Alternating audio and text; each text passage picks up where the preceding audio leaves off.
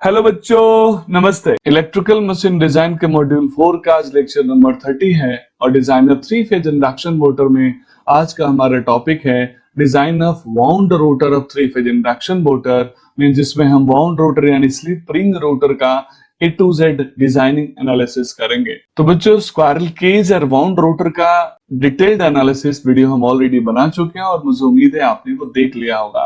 नमस्कार बच्चों, मैं आपका दोस्त गुरु प्रशांत सर स्वागत करता हूं आपके channel Sai academy of electrical engineering में।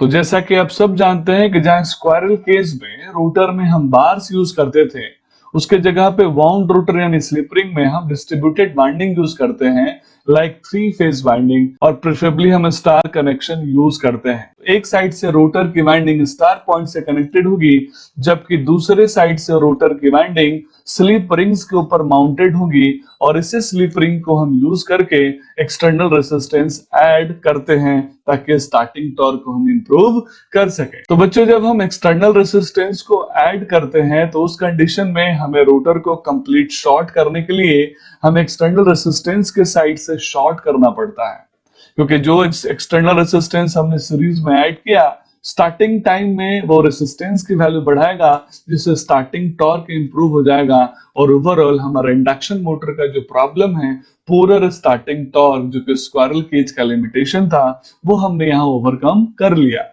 तो इसी को ध्यान में रखते हुए हम रोटर के स्लॉट्स को डिजाइन करेंगे।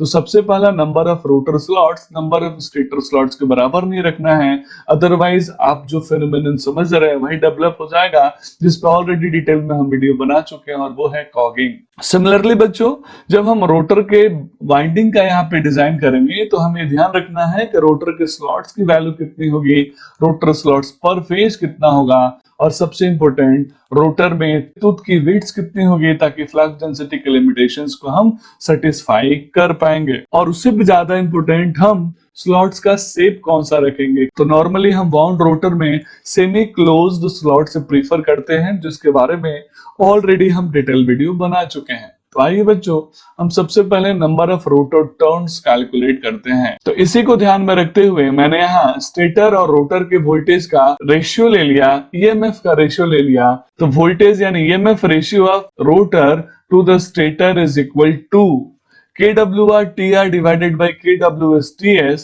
तो यहाँ पे KWR कहलाएगा winding factor of rotor, KWS कहलाएगा winding factor of stator. Similarly TS है number of stator slots per phase, TR है number of rotor slots per phase, और ER है open circuit rotor voltage per phase, और ES है stator voltage per phase. तो इस तरीके से इस रिलेशन को मैंने यूज कर लिया, और इसी रिलेशन को यूज करके मैं कैलकुलेट कर लूंगा number of rotor turns per phase. और इसको याद करने का बड़ा सिंपल सा फॉर्मूला है, V2 upon V1 is equal to I1 upon I2, और I1 अपन I2 कैलकुलेट करते समय हम इसके वाइंडिंग फैक्टर से भी डिवाइड कर देंगे, जो कि आप ट्रांसफार्मर के टर्न्स रेशियो में ऑलरेडी पढ़ चुके हैं। तो इसी फार्मूला को यूज करके ये फार्मूला हमने डेवलप किया, और इसी को ध्यान में रख के हम यहाँ number of rotors turns per phase calculate कर लेंगे। तो बच्चों, जैसा कि मैं पहले भी आपके साथ डिस्कस कर चुका हूं कि जो स्टेटर में एमएमएफ डेवलप होता है, उसका ओनली 85% एमएमएफ ही रोटर में ट्रांसफर होगा। तो rotor MMF is equal to 0.85 into stator MMF. इसके बारे में पिछले वीडियो में हमने काफी डिटेल में पढ़ा भी है। तो रोटर एमएमएफ अगर मैं कैलकुलेट करूं तो that is equal to current into number of turns, और सिमिलरली अगर मैं स्टेटर एमएमएफ कैलकुलेट करूं तो that is stator current into number of turns. तो इस तरीके से मैं स्टेटर और रोटर का एमएमएफ का रिलेशन डेवलप कर लूंगा। तो फाइनली जो रोटर का करंट होगा वाउंड रोटर के अंदर, वो होगा 0.85 into stator current into number of turns of stator divided by number of turns of rotor, जो कि टर्न्स रेशियो से कैलकुलेट कर सकते हैं। और करंट की वैल्यू कैलकुलेट करते ही हम रोटर के कंडक्टर का एरिया कैलकुलेट कर लेंगे, क्योंकि करंट डेंसिटी इक्वल टू होता है करंट अपॉन एरिया। तो यहाँ से एरिया की वैल्यू हो जाएगी करंट अपॉन करंट डेंसिटी, और ये फॉर्मूला बच्चों हर मशीन के अंदर यूज होता है। और अगर मैं एक स्टैंडर्ड कंडक्टर को प्रीफर करूं तो उस स्टैंडर्ड कंडक्टर की जो करंट डेंसिटी की रेंज होगी वाउंड रोटर के अंदर, वो होगी 3 to 5 ampere per millimetre square.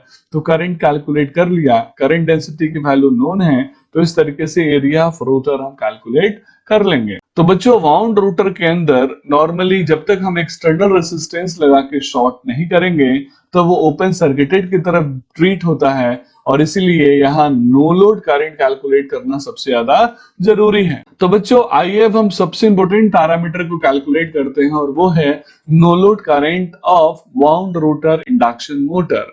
तो जैसा कि आप ट्रांसफार्मर में पढ़े हैं कि नो लोड करंट के दो कंपोनेंट होते हैं, एक होता है एक्साइटिंग करंट और दूसरा होता है मैग्नेटाइजिंग करंट।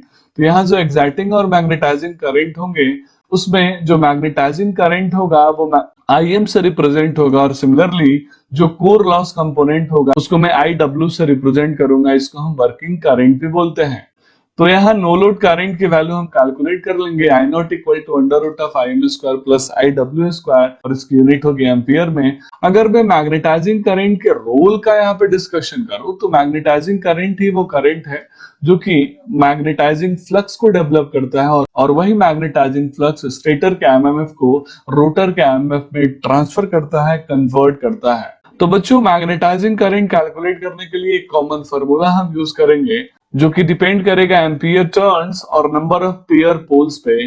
तो magnetising current IM is equal to P into 80/60, जहां पे 80 है एम्पियर टर्न्स और 60 रिप्रेजेंट कर रहा है आपको सेंटर ऑफ पोल से 60 डिग्री शिफ्ट होने पे जो एमएमएफ डेवलप होगा दैट एमएमएफ इज कॉल्ड 80/60 और P है number of pair of poles. P 80/60 में डिवाइड कर देंगे 2.34 into number of turns into winding factor से। तो एक स्टैंडर्ड फार्मूला है जो आपको याद करना पड़ेगा ताकि आने वाले न्यूमेरिकल में हम इसको डायरेक्ट यूज कर सके। सिमिलरली अगर मैं वर्किंग कंपोनेंट जो कि लॉसेस के कॉज है उसकी मैं डिस्कशन करूं तो IW जो होगा वो होगा total number of losses divided by 3 into phase voltage. बच्चों अगर मैं no load power factor calculate करने चलूं तो हम सब जानते हैं कि इंडक्शन मोटर का नो लोड पावर फैक्टर बहुत पुअरर होता है, इन द रेंज ऑफ 0.2 होता है और जैसे जैसे हम मशीन के ऊपर लोड डालेंगे वैसे वैसे इसका पावर फैक्टर भी इंप्रूव होते चला जाएगा। तो जो नो लोड पावर फैक्टर होता है उसको कैलकुलेट करते हैं IW divided by total no load current. आप ऑलरेडी ट्रांसफार्मर के नो लोड टेस्ट यानी ओपन सर्किट टेस्ट में डिटेल में कैलकुलेट कर चुके हैं, इसका वीडियो ऑलरेडी डला हुआ है तो आपको परेशान होने की जरूरत नहीं है, वहां पे जाके आप इसको फिर से एक बार रिकैप कर सकते हैं। तो design of 3 phase induction motor का लास्ट वीडियो है। अब इसके बाद अगले यूनिट में design of DC machine start करो कि डिजाइन ऑफ सिंक्रोनस मशीन, ये आप कमेंट करके बताएंगे। अगर आपका कमेंट मुझे मिला, अगर आपका प्यार मिला, अगर आपके कमेंट्स मिले तो मैं आगे वीडियो बनाऊंगा, अदरवाइज मैं नेक्स्ट सब्जेक्ट पे स्टार्ट करूंगा and that will be control system, या फिर मैं पावर इलेक्ट्रॉनिक्स के वीडियो सीरीज को आगे कंटिन्यू करूंगा। तो अगर आपको वीडियो चाहिए तो आप कमेंट करके जल्दी से जल्दी बताइए और अपने दोस्तों के साथ भी शेयर कीजिए ताकि वो कमेंट करके डिसाइड करें कि हम डीसी मशीन का डिजाइन स्टार्ट करें, सिंक्रोनस मोटर का डिजाइन स्टार्ट करें। तो बच्चों इस वीडियो को एंड करने से पहले मैं कुछ लोगों को थैंक यू बोलना चाहता हूँ। मेरे चैनल पे सुपर थैंक्स का बटन भी ओपन है, प्लस चैनल को ज्वाइन करने का भी ऑप्शन खुला हुआ है। तो कुछ बच्चों ने वो सुपर थैंक्स से मुझे थैंक यू बोला है तो उसके लिए बहुत बहुत धन्यवाद। लेकिन यहाँ मैंने अमाउंट नहीं रखता, मैंने आपका प्यार रखता है जो आप हमारी मेहनत को समझते हैं और सपोर्ट करते हैं। और कुछ बच्चों ने उस ग्रुप को एक्सक्लूसिवली ज्वाइन किया है तो स्वाभाविक है उस ग्रुप को ज्वाइन करने के बेनिफिट्स उसको अलग से मिलेंगे ही। इसी के साथ आज की मजदूरी यही खत्म करते हैं। अगर तुम्हें वीडियो पसंद आई तो लाइक मारो यार, तो लाइक मारो, और अगर तुम लोग नए हो तो सब्सक्राइब करो। वो जो लाल वाला बटन है उस पर फूट फेंक के मारो या फिर मोमबत्ती, मुझे नहीं पता, बस क्लिक हो जाना चाहिए।